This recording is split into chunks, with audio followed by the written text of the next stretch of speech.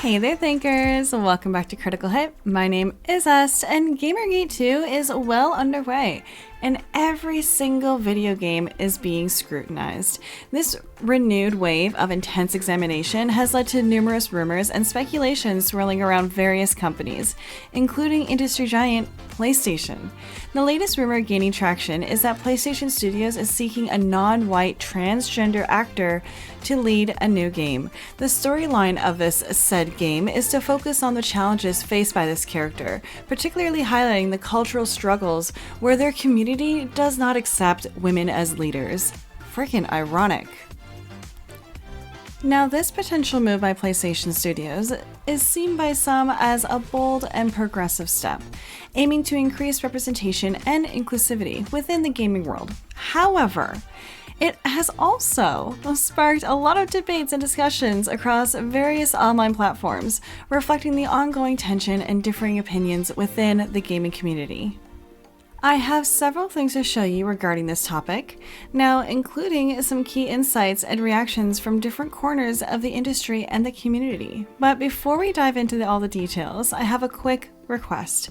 If you do enjoy the content that we create, please subscribe to our channel, hit that like button, and ring the bell to be notified for our next video. Your support really helps us continue to bring you the latest news. Alright. Now, let's get into this and explore what's really happening with PlayStation Studios and this unfortunate new rumor.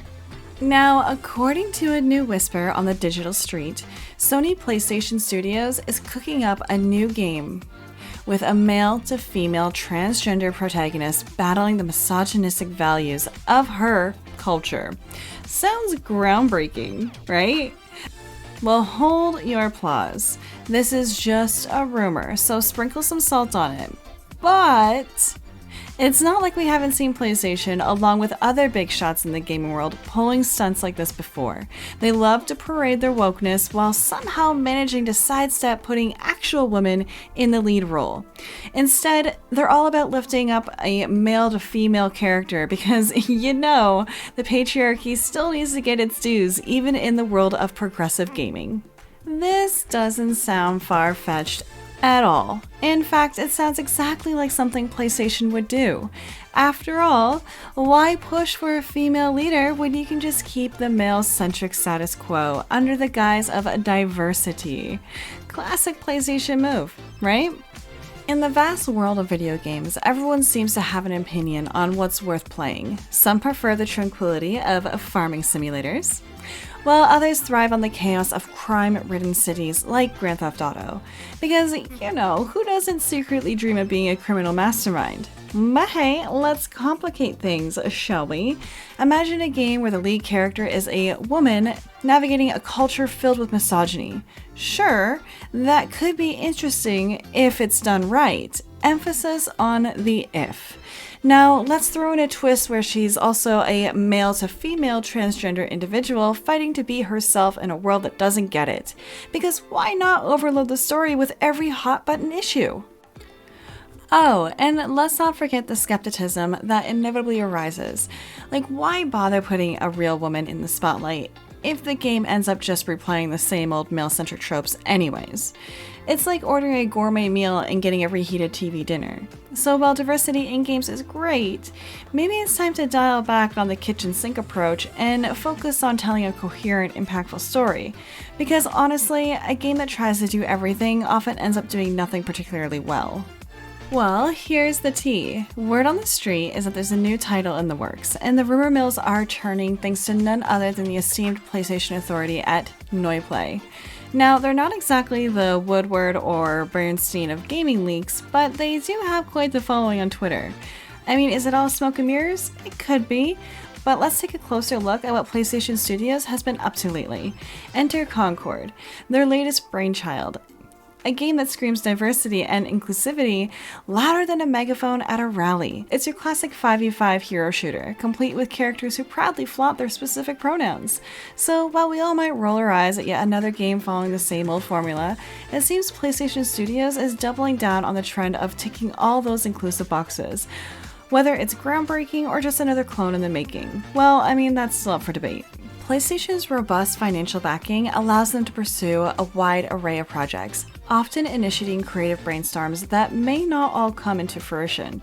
Recently, amidst these endeavors, attention was drawn to a casting call seeking a protagonist, a female character aged 20 to 30, specifically identifying as transgender, with dark skin and a notable skill in knife wielding. Talk about being botched. While diversity and inclusivity in casting are increasingly valued in entertainment, the unique combination of these attributes has sparked a discussion and skepticism within the gaming community. Critics argue that the specifics of the character's description may not resonate well with audiences, potentially affecting the game's reception and success.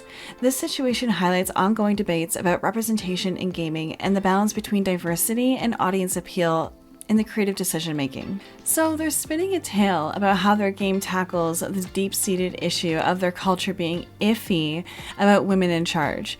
Cue the eye rolls when they first drop this bomb, only to circle back later swearing it's not some cheap clickbait. Apparently they got their scoop from a VIP-only casting call page, name-dropping big shots like Ubisoft and Activision. And get this, it's supposedly a PlayStation Studios gig because the casting director has a CV that screams Square Enix. I can't wait to see who this mystery director is. So apparently that's the rumor floating around. Whether it's legit or just another tall tale remains anyone's guess. But hey, look at Sony and PlayStation trying to stay hip and diverse. First, we got Lev from The Last of Us Part 2, voiced by the non-binary Ian Alexander. I mean, progressive much. And then Crash Bandicoot suddenly has Catbat, the non-binary sensation of 2023, courtesy of Toys for Bob's Crash Team Rumble. And now, hot off the press, Concord arrives with its oh-so-controversial modern character designs. I mean, you can't miss those diversity checkboxes getting ticked.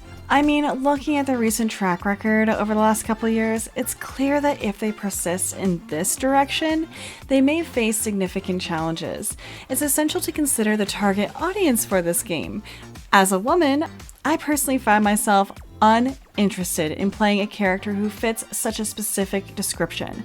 A transgender woman aged 20 to 30, dark skin, embroiled in a battle against misogyny. These are not the narratives that resonate with me, and I believe that many others would probably feel the same. The appeal of the game often lies in the ability to offer compelling stories and characters that players can connect with, and these current forced themes may not align with what many potential players seek in their gaming experiences. I find it crazy that these storytellers think they're the masters of the narrative universe. Well, they can wave their tales about fierce and independent women taking on the world, but don't be shocked if audiences aren't exactly clamoring for yet another round of feminist heroics. Sony's got its reputation thanks to some killer games and some slick consoles, but expecting people to blindly throw down their credit cards just because it's branded PlayStation? Like, come on, we're not that easily impressed. They better bring more than recycled girl power to the table if they want our attention and our cash. Instead of making games for their loyal fans, they're busy catering to that teeny tiny 2% of the industry outliers.